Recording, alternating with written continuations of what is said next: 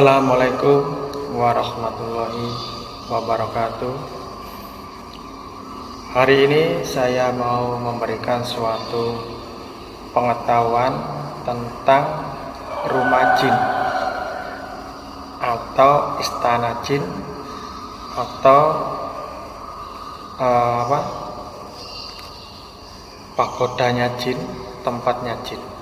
Nah, di suatu alam gaib, jin itu memiliki rumah seperti halnya kita. Nah, kita memiliki rumah, kita memiliki tempat tinggal. Nah, jin itu memiliki rumah yang mewah-mewah, yang megah-megah. Yang disukai jin itu adalah yang pertama, paling disukai emas. Jadi rumah yang bangunannya itu terbuat dari emas itu yang paling disukai oleh jin. Nah, yang kedua, rumah bangunannya yang terbuat dari perak. Nah, itu yang disukai oleh bangsa jin juga. Nah, di alam gaib rumah jin itu bermacam-macam. Nah, ada yang berbentuk rumah megah, ada yang berbentuk suatu istana, ada yang berbentuk seperti pura, pagoda, dan ada yang berbentuk seperti goa dan sebagainya. Nah, mereka hidupnya di situ, di alamnya itu bersama keluarganya secara bahagia, sama dengan halnya manusia. Ada yang jahat dan ada yang baik. Sekarang ini saya memberikan suatu pengetahuan bahwa di suatu tempat itu ada rumah jin. Contohnya ini, ada pelataran rumah, ada pelataran tanah. Dulunya itu semak-semak, pepohonan, hutan. Nah, manusia tidak pernah datang ke situ. Nah, sehingga di situ digunakan untuk rumah jin. Rumah jin memilih di situ. Nah, di alam gaib rumah jinnya itu dia berbentuk istana, ya, istana kecil. Nah, kemudian dia memilih tempat di alam manusianya berbentuk semak-semak atau hutan belantara seperti itu. Nah, di kemudian hari, di kemudian zaman, di kemudian tahun, entah itu 50 tahun yang akan datang. Nah, itu kan generasi manusia berbeda ya. Sehingga tempat itu yang dulunya jadi sarang jin itu dibangun oleh manusia. Dibangun perumahan. Nah, bangun perumahan untuk disewakan ke manusia. Nah, saat letak di rumah jin itu penghuni rumah itu sering kerasukan, terus sering ada penampakan, terus sering mengganggu penghuni rumahnya. Nah, meskipun rumah itu dibersihkan berkali-kali, katakanlah bersih, diruqyah, katakanlah bersih. Nah, akan tetapi jarak kurang lebih 1 minggu, entah itu 2 minggu, entah itu 1 bulan, entah itu 41 hari, entah itu 3 bulan, pasti ada lagi. Kenapa kok ada lagi?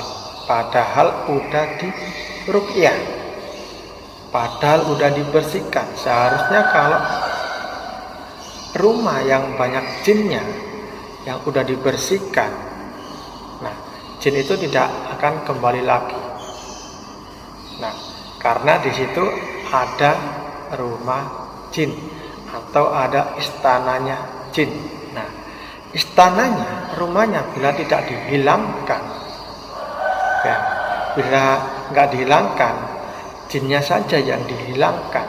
Nah, misalkan ini di sini ada rumah, ada tanah, terus dulunya ada rumah jin berbentuk istana, kemudian dibangun rumah sama manusia. Nah, kemudian manusia ini diganggu oleh makhluk gaib. Kemudian manusia ini mendatangkan seseorang untuk diruqyah rumahnya atau untuk dibuat pagar, dibersihkan. Saat itu jin ini memang bersih, hilang. Hilangnya di mana? Apakah dia hancur atau pergi? Bukan, melainkan berpindah di alam gaib. Tempatnya di mana? Tetapnya masih ada di sini, karena rumahnya ada di sini. Jadi misalkan antara alam gaib dengan alam manusia itu berbeda, ya. Alam manusia kasar, alam gaib adalah tipis, ya. Nah, karena dulunya di sini nggak ada manusia, sehingga rumahnya jin itu atau istana jin itu, nah, sering nampak di alam manusia itu, sehingga saat ada manusia lewat situ pasti ada penampakan. Pasti kayak terlihat suatu istana, pasti kayak terlihat suatu musola, pasti kan pernah melihat hal seperti itu ya lu. Di sana ada musolanya, oh di sana ada istananya, di sana ada guanya. Nah, padahal semua itu adalah gaib. Nah, itu yang dinamakan rumahnya gaib, ya. Nah, saat rumah gaib itu di situ ditempati manusia, mereka berbeda di alamnya, di alam gaib, tapi tetap berada di titik itu. Nah, akan tetapi bila suasananya sudah reda, dia muncul lagi, mengganggu lagi, karena dia merasa digeser, merasa dihancurkan rumahnya. Nah, supaya dia nggak mengganggu rumah jin itu, ya dipindahkan, bukan jinnya yang dipindahkan, melainkan rumah. Kalau rumah dipindahkan, maka jin itu juga ikut pindah. Karena kalau ada istana jin, pasti di situ ada ribuan jin. Tapi kalau tidak ada rumah jin, pasti di situ ada ratusan jin atau bahkan puluhan jin saja. Sehingga kalau dibersihkan, udah selesai, nggak akan kembali lagi. Berbeda dengan ada rumah jin. Nah, bila dibersihkan, hilang, kemudian hari ada lagi, di kemudian hari ada lagi. Nah, di sini saya menjelaskan bagaimana caranya untuk memindah rumah jin dengan benar, secara aman, tanpa ribet, dan secara cepat tentunya. Oke. Tentunya kita harus bisa menguasai ilmu mata batin terlebih dahulu. Nah, di Padepokan Sekar Pawitra, anggotanya pastikan memahami tentang cara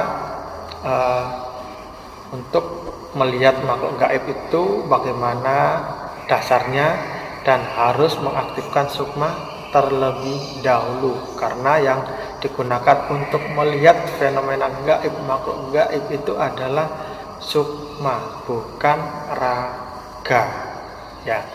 Nah, andai kata kita ini udah melihat di depan ini ada istana, ya, oh ini ada istana, cara memindahkan itu bagaimana? Cara memindahkan, ya, jadi gini, meskipun di depan, seandainya di depan saya ini ada istana yang sangat besar sekali, bagaimana cara memindahkan istana besar itu, ya? Kita kecil. Nah, setelah kita masuk di alam gaib dan terlihat istana itu, kemudian kita sentuh istana itu seperti ini tangannya, kemudian membaca Assalamualaikum ya alam gaib, Assalamualaikum ya penghuni alam gaib. Perkenalkan dulu namanya, perkenalkan nama saya. Nah, lalu tujuan kita diutarakan Assalamualaikum ya gaib, mohon maaf, saya izin untuk memindahkan istana panjenengan ke tempat lain, karena di sini digunakan untuk rumahnya manusia, karena kehadiran panjenengan mengakibatkan mengganggu aktivitas manusia. Lalu baca lagi Assalamualaikum ya gaib, wahai istana yang megah ini, berubahlah jadi kecil, berubahlah jadi kecil, berubahlah jadi kecil. Nah, bila bentuknya udah jadi kecil, tinggal diambil. Assalamualaikum ya gaib. Jadi kalau mengambil jin kan seperti ini ya, Assalamualaikum ya gaib. Nah, kalau mengambil istana jangan seperti itu. Jadi gini, tangannya. Assalamualaikum ya gaib. Izinkan saya untuk memindahkan istana ini. Tarik nafas melalui hidung. Jadi ini pelan-pelan ya.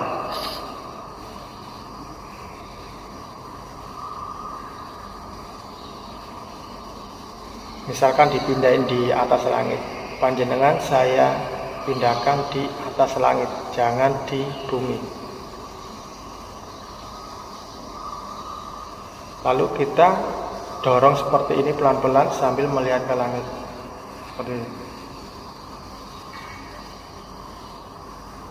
Nah, seperti itu ya. Nah, bila udah terletak, udah terlihat di langit itu berbentuk istana. Nah, berarti udah selesai. Nah, di sini pasti udah tidak ada jinnya lagi. Nah, itu cara memindahkan istana dengan benar, secara aman dan secara cepat.